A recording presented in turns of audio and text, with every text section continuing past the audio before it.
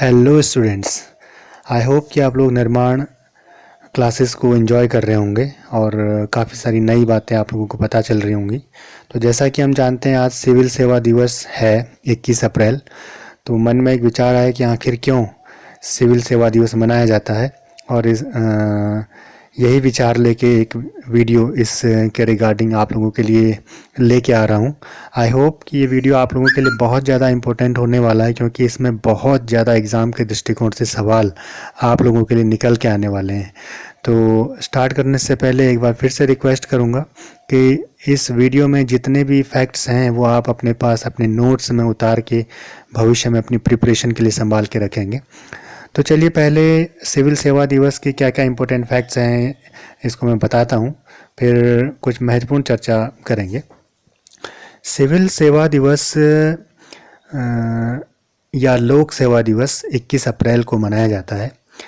ये वर्ष 2006 से इसको सिविल सेवा दिवस के रूप में मनाया जा रहा है। वो इसलिए क्योंकि 21 अप्रैल 1947 को सरदार वल्लभ भाई पटेल ने दिल्ली के मेटकॉफ हाउस में अखिल भारतीय सेवाओं का उद्घाटन किया था। सरदार पटेल ने उस दिन सिविल सेवकों को भारत का स्टील फ्रेम कहकर संबोधित किया था, यानी कि उन्होंने जितने भी सिविल सेवा में लोग हैं उनको भारत का स्टील फ्रेम कहा था। 21 अप्रैल को लोक प्रशासन में विशिष्टता के लिए जो विशेष कार्य विशेष योगदान जिनका होता है उनको प्रधानमंत्री पुरस्कार दिया जाता है। सिविल सेवा में विधायी, न्यायपालिका और सैन्य सेवाओं के जो लोग होते हैं उनको शामिल नहीं किया जाता है। भारतीय सिविल सेवा में जो अखिल भारतीय सेवाएं होती हैं, ये सवाल पूछा जा चुका है कि अखिल भारतीय सेवाओं में कौन सी सेवा नहीं है। तो अखिल भारतीय सेवाओं में 3 सेवाएं सम्मिलित हैं, जिसमें पहला है भारतीय प्रशासनिक सेवा जिसको हम IAS कहते हैं, दूसरा है भारतीय पुलिस सेवा जिसको हम IPS कहते हैं, तीसरा है भारतीय वन सेवा जिसको IFS कहते हैं। एक IFS और होता है जिसको भारतीय विदेश सेवा कहते हैं। तो ये अखिल भारतीय सेवाओं में इसको नहीं गिना जाता है, क्योंकि यहाँ पर जो राजनयिक नियुक्त होते हैं वो विदेशों में जाके अपनी सेवाएं देते हैं।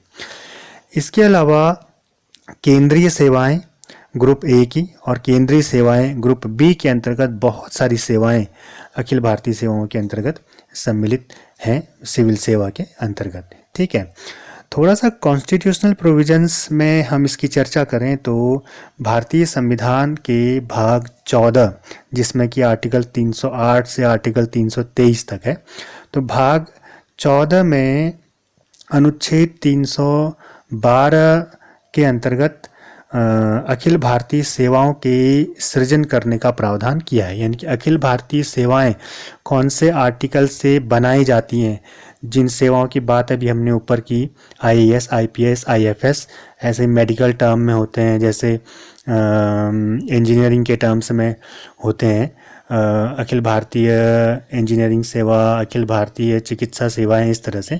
तो वो सारी की सारी जो अखिल भारतीय सेवाएं होती हैं वो आर्टिकल 312 के द्वारा ही बनाई जाती है। भविष्य में यदि सरकार को ऐसा लगे कि कोई नई सेवा का सृजन करना चाहिए तो वो आर्टिकल 312 के द्वारा ही सृजित की जाएगी।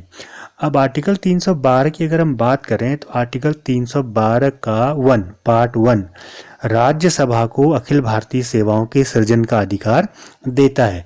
यानी कि अगर आपसे क्वेश्चन पूछे कि अखिल भारतीय सेवाओं के सृजन का अधिकार किसको है, तो वो संसद को है, और संसद में भी राज्यसभा को इसका अधिकार है। लोकसभा की शक्तियां यहाँ पर अल्प हैं, सीमित हैं, कम हैं, यानी कि यहाँ पर प्रायोरिटी राज्यसभा को है।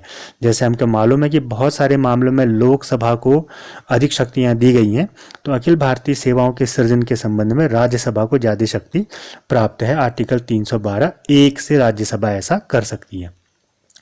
अनुच्छेद 312(2) के द्वारा IAS, IPS जैसी सेवाओं का सृजन किया गया। आर्टिकल 312 के 3 में फिर न्यायिक सेवाएं हैं, फिर 4 में नॉर्थ ईस्ट के लिए न्यायिक सेवाओं का सृजन है। तो यहाँ पर इस दृष्टिकोण से आर्टिकल 312 का 1 और 312 का 2 इम्पोर्टेंट है।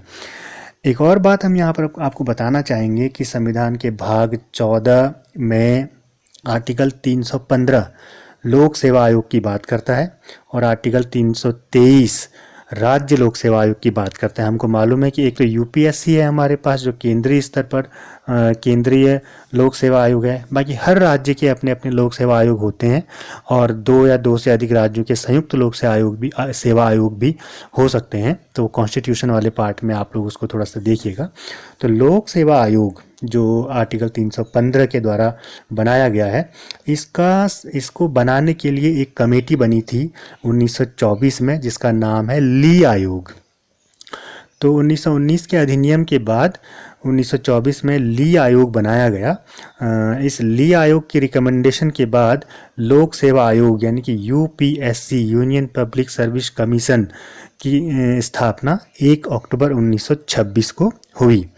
1 अक्टूबर 1926 को इसके पहले अध्यक्ष रॉस बार्कर बने और ये जो आयोग होता है इसमें एक अध्यक्ष होता है और 10 इसके अन्य सदस्य होते हैं जिनकी नियुक्ति राष्ट्रपति करता है, पदच्युत भी राष्ट्रपति कर सकते हैं।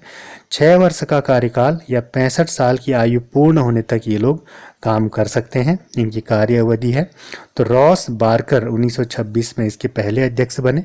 स्वतंत्रता के बाद H.K. कृपलानी प्रथम भारतीय अध्यक्ष इसके बने और वर्तमान में अरविंद सक्सेना 2018 से इसके वर्तमान अध्यक्ष हैं यूपीएससी के। ऐसे राज्य के संबंध में उत्तराखंड लोक सेवा आयोग के अध्यक्ष वगैरह पूछे जाते हैं तो आप लोग उसको नोट कर लीजिएगा। तो ये सब संविधान के भाग 14 के अंदर की बात हम लोग कर रहे हैं। लोक सेवा आयोग के द्वारा जो IAS या प्रशासनिक सेवा के जितने भी अधिकारी चुने जाते हैं उनका प्रशिक्षण राष्ट्रीय प्रशासनिक सेवा प्रशिक्षण संस्थान मसूरी में किया जाता है। तो ये भारत की सबसे बड़ी सेवा है। यहाँ पर चुने जाने वाले लोगों के पद की गरिमा एक अलग स्तर की होती है। देश का सर्वोच्च प्रशासनिक महकमा है और कंपटीशन फील्ड में जो युवा तैयारी कर रहे हैं उनका एक सपना होता है IAS बनना और IAS होना अपने आप में एक बहुत बड़ी चुनौती भी है, बहुत बड़ा संघर्ष भी है। IAS बनने के लिए बहुत ज़्यादा समर्पण भी आपको करना पड़ता है।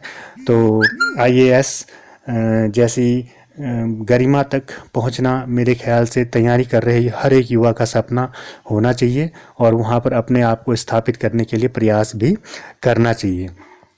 आगे बढ़ते हैं। ऐतिहासिक दृष्टिकोण की अगर बात करें कि सिविल सेवा की ऐतिहासिकता क्या है, तो सबसे पहले सबसे पुरानी सिविल सेवा के प्रमाण चीन में मिले हैं, चाइना में। आधुनिक विश्व में सिविल सेवा को फ्रांस की देन माना जाता है। भारत की अगर बात करें तो भारत में ब्रिटिश काल में जब ईस्ट इंडिया कंपनी आई तो लॉर्ड कॉर्नवालिस को प्रशासनिक सेवा का जन्मदाता कहा जाता है। उन्होंने भारत में कुछ बहुत प्रशासनिक चेंजेस किए थे। तो लॉर्ड कॉर्नवालिस अपने आप में इम्पोर्टेंट क्वेश्चन है, जो भी नाम आएंगे आप उसको डिटेल में पढ़िएगा। इसके अलावा 1853 का जो अधिनियम था, भारत सरकार अधिनियम था, उसमें भारत में चुनी हुई सिविल सेवा का प्रावधान किया गया था। यानी कि जो भी सिविल सेवा में लोग आएंगे उनका वो लोग चुन के आएंगे, यानी कि एग्ज़ाम देंगे और एग्ज़ाम को पास करके वो लोग आएंगे। ऐसा प्रोविज़न 1853 के अधिनियम में किया गया। और हमें मालूम है कि 1853 का अधिनियम 1857 की क्रांति में के पहले आया अधिनियम था और ईस्ट इंडिया कंपनी के लिए आया ये सबसे अंतिम अधिनियम था, क्योंकि इसके बाद ईस्ट इंडिया कंपनी जो है वो समाप्त हो गई थी और ब्रिटिश क्राउन का रूलिंग स्टार्ट हो गया था। तो ईस्ट इंडिया कंपनी जो थी उसमें सिविल सेवा के 3 कैटेगरियाँ थी, कोंगाटेड, अनकोंगाटेड और विशेष सिविल सेवा। तो इसमें भारतीय लोगों से सेवा कराने के लिए निचले पदों को बनाया गया था। बाद में 1858 में ईस्ट इंडिया कंपनी जब समाप्त हुई और ब्रिटिश क्राउन का शासन प्रारंभ हुआ, तब ईस्ट इंडिया कंपनी की जो सिविल सेवा थी उसका अधिग्रहण ब्रिटिश क्राउन के अंतर्गत ICS इंडियन सिविल सर्विस ने कर लिया। यानी कि ICS की शुरुआत भारत में हुई और 1861 के ICS अधिनियम द्वारा भारतीय प्रशासनिक सेवा की स्थापना की गई। इम्पोर्टेंट है कि सत्येंद्र नाथ टैगोर पहले भारतीय आईसीएस थे। ये 1863-64 में जो एग्ज़ाम कंडक्ट हुआ था उस समय केवल लंदन में ये हुआ करता था। तो लंदन जाके इन्होंने एग्ज़ाम दिया और ये प्रथम भारतीय आईसीएस बने। पहले 4 भारतीय जो आईसीएस बने उनके नाम है सत्येंद्र नाथ टैगोर, आरसी दत्त, रमेश चंद्र दत्त, बिहारी लाल गुप्ता और सुरेंद्र नाथ बनर्जी। तो जो दूसरे हैं रोमेश चंद्र दत्त, ये एक इकोनॉमिस्ट हैं रहे हैं। The economic history of India इनकी किताब है, वो काफ़ी बार पूछी गई है, एग्ज़ाम के दृष्टिकोण से इम्पोर्टेंट है।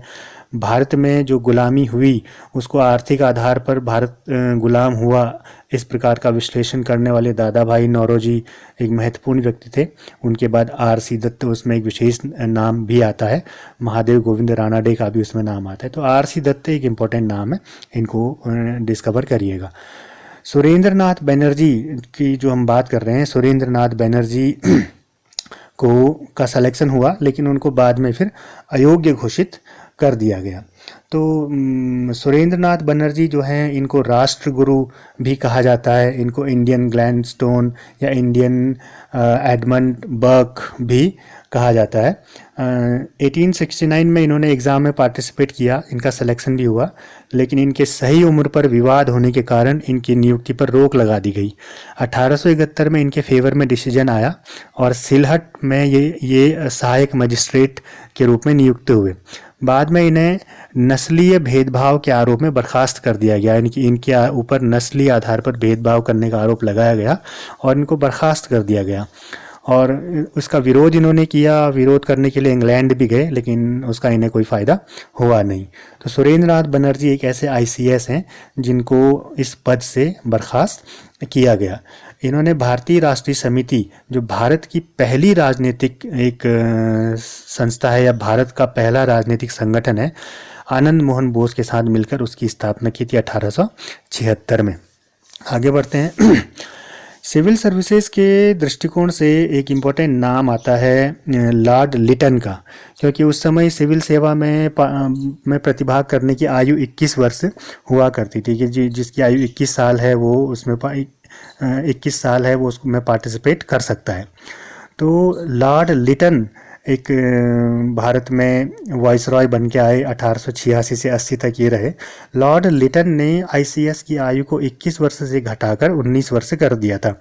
लॉर्ड लिटन भारत में भारतीयों के विरोधी या भारतीय भावनाओं के विरोधी के रूप में जाने जाते हैं। इन्होंने जितने भी काम किए वो एंटी इंडियंस थे, यानी कि भारतीयों को सिविल सेवा में नहीं देखना चाहते थे। जो भी चीज़ें होती है उसमें भारतीयों के अगेंस्ट इन्होंने किया।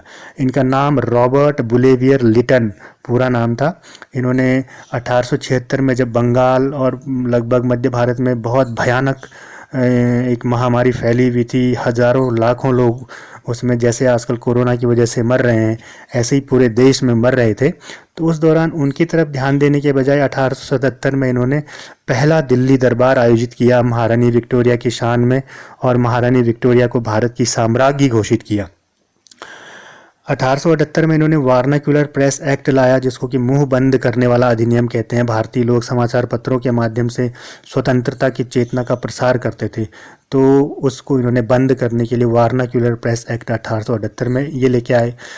आर्म्स एक्ट, शस्त्र अधिनियम 1878 में इन्होंने लाया। ये एक रंग भेदी कानून था, जिसमें इन्होंने ये कहा कि भारतीय लोग बिना सरकार की अनुमति के शस्त्र अपने पास नहीं रखेंगे, जबकि अन्य विदेशी लोग, अंग्रेज या एंग्लो इंडियन जो भी थे, वो लोग रख सकते थे। आईसीएस की आयु इन्होंने 21 वर्ष से घटाकर 19 वर्ष कर दी, जो कि 1833 के अधिनियम के द्वारा वैधानिक नागरिकता सेवा अधिनियम के अधीन भारतीयों को सिविल सेवा में उच्च पदों पर नियुक्त देने के लिए बनाई गई थी। 1878 में इनके समय में अफगान युद्ध भी हुआ। इन्होंने द वॉन्डरर नामक एक आत्मकथा काव्य के रूप में अपने लिए लिखी। क्लाइटेमनेस्ट्रा एंड द पोएम्स नामक इनकी एक और पुस्तक है, और साथ ही ल्यूसाइल नामक इनकी एक किताब और है। तो लॉर्ड लिटन जो थे वो भारतीय भावनाओं के बिल्कुल अगेंस्ट थे। इनके बाद वायसरॉय बनकर आए लॉर्ड रिपन। लॉर्ड रिपन इनके ठीक उल्टे थे, वो भारतीय भावनाओं के समर्थक थे। उन्होंने जितने भी उल्टे काम लिटन ने किए थे उन सब उल्टे कामों को सही किया। इन्होंने जो सिविल सेवा की आयु घटाकर 19 वर्ष कर दी थी उसको फिर से 21 वर्ष कर दिया। वार्नाक्यूलर प्रेस एक्ट को समाप्त कर दिया 1982 में। पहला कारखाना अधिनियम ये लेके आया 1881 में, कारखाने में काम करने वाले लोगों के हितों के लिए। भारत में जो आजकल हर 10 साल में जनगणना होती है, जनगणना, वो 1881 में लॉर्ड रिपन के समय से ही शुरू हुई। वैसे प्रायोगिक जनगणना एक पूछा जाता है कि भारत में पहली प्रायोगिक जनगणना कब हुई, तो वो 1872 में लॉर्ड मेयो ने कराई थी।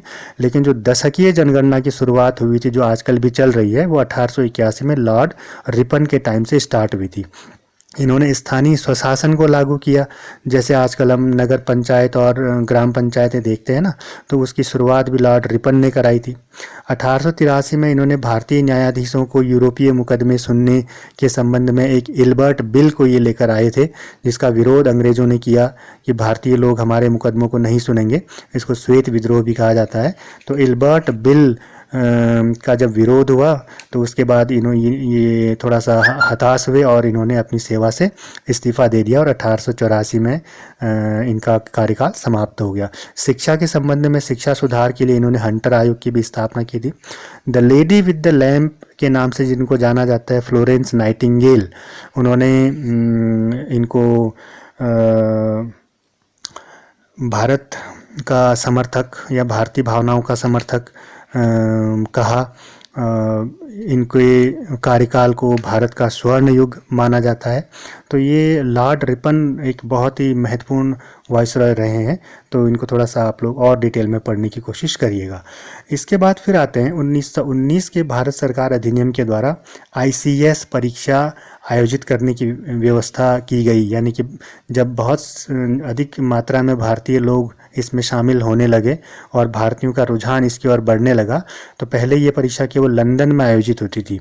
तो इस अधिनियम के द्वारा इसको भारत में भी आयोजित करने की व्यवस्था की गई और 1923 में पहली बार भारत और लंदन में एक साथ ICS की परीक्षा आयोजित की गई। तो इस प्रकार से सिविल सेवा का जो एक ब्रीफ इतिहास रहा है भारत में, वो मैंने आपको बताया। और अन्ना राज मल्होत्रा जो एर्नाकुलम की हैं, ये 1951 बैच की IAS हैं और भारत की पहली महिला IAS ये हैं। तो ये भारत में सिविल सेवा के संबंध में एक ब्रीफ हिस्ट्री मैंने आपको बताई है और उससे रिलेटेड क्वेश्चन भी आपको बताए हैं। तो आशा है कि आप लोग इन डेटास को अपने पास नोट्स के रूप में उतार के अपने पास संभाल के रखेंगे और कोशिश करेंगे, ये अपने अंदर एक जुनून पैदा करेंगे जितने भी तैयारी करने वाले स्टूडेंट्स हैं कि वो अपने आप को भारत की सर्वोच्च प्रशासनिक सेवा में, भारत के सर्वोच्च प्रशासनिक महकमे में शामिल करने का सपना देखें और वहाँ तक पहुँचने के लिए जी तोड़ मेहनत करें। क्योंकि देश की सबसे गरिमामयी, सबसे सर्वोच्च प्रशासनिक संस्था है, उससे बड़ा सपना आप लोगों के लिए कुछ नहीं हो सकता। वहाँ तक पहुँचना ही अपने आप में एक गर्व की बात है। तो आशा है ये वीडियो आप लोगों को ज़रूर पसंद आया होगा और मुझे विश्वास है कि आप लोग अपने अंदर IAS या PCS बनने का सपना संजोते हुए आगे की तैयारी को करेंगे। नेक्स्ट वीडियो में बहुत जल्दी आप लोगों से मुलाकात होगी। तब तक के लिए थैंक यू वेरी मच।